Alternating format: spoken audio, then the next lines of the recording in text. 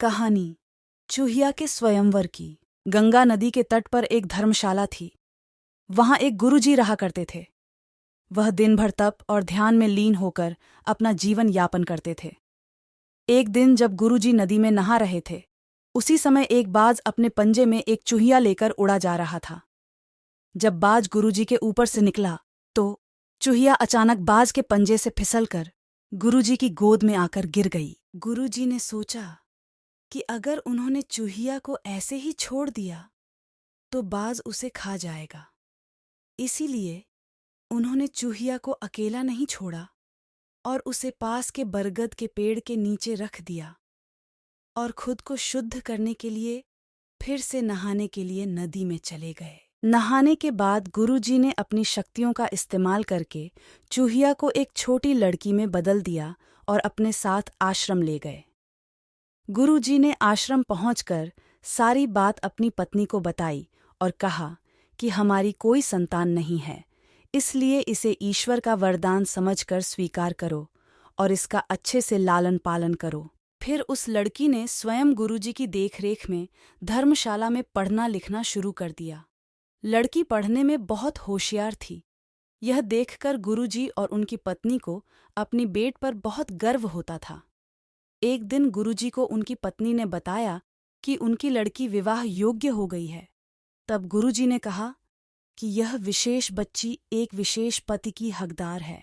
अगली सुबह अपनी शक्तियों का उपयोग करते हुए गुरुजी ने सूर्यदेव की प्रार्थना की और पूछा, हे सूर्यदेव, क्या आप मेरी बेटी के साथ विवाह करेंगे?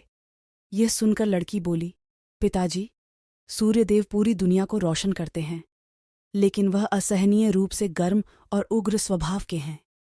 मैं उनसे शादी नहीं कर सकती। कृपया मेरे लिए एक बेहतर पति की तलाश करें। गुरुजी ने आश्चर्य से पूछा, सूर्यदेव से बेहतर कौन हो सकता है? इस पर सूर्यदेव ने सलाह दी, आप बादलों के राजा से बात कर सकते हैं।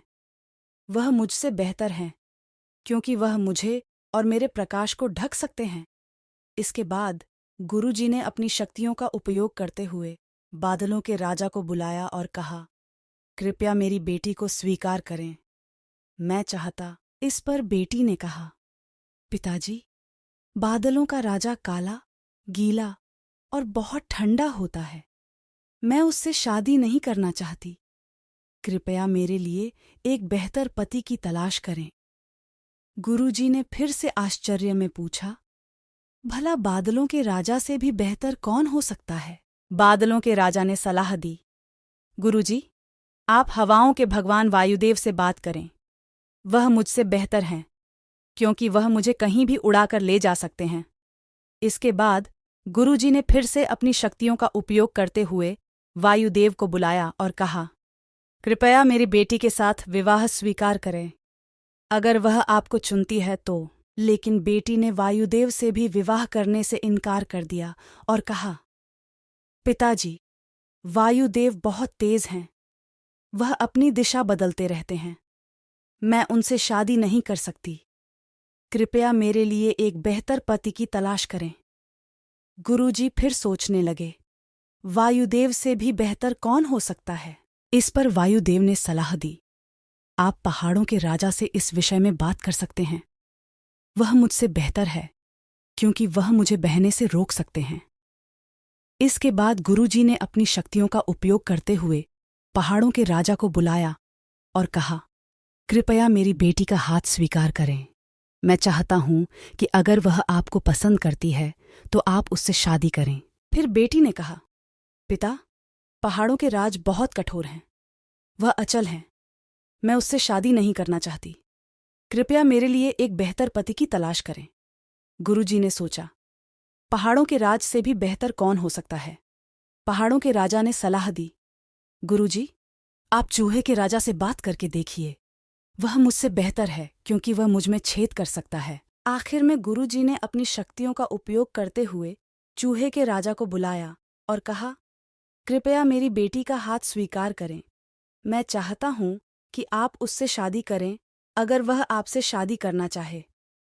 जब बेटी चूहे के राजा से मिली तो वह खुश होकर शादी के लिए राजी हो गई। गुरु ने अपनी बेटी को एक सुंदर चूहिया के रूप में वापस बदल दिया। इस प्रकार गुरुजी की बेटी चूहिया का स्वयंवर संपन्न हुआ। कहानी से सीख। जो जन्म से जैसा होता है उसका स्वभाव कभी नहीं बदल सकता। इस प्रकार की कहानी सुनने के लिए हमारे चैनल को लाइक सब्सक्राइब करना न भूले। धन्यवाद।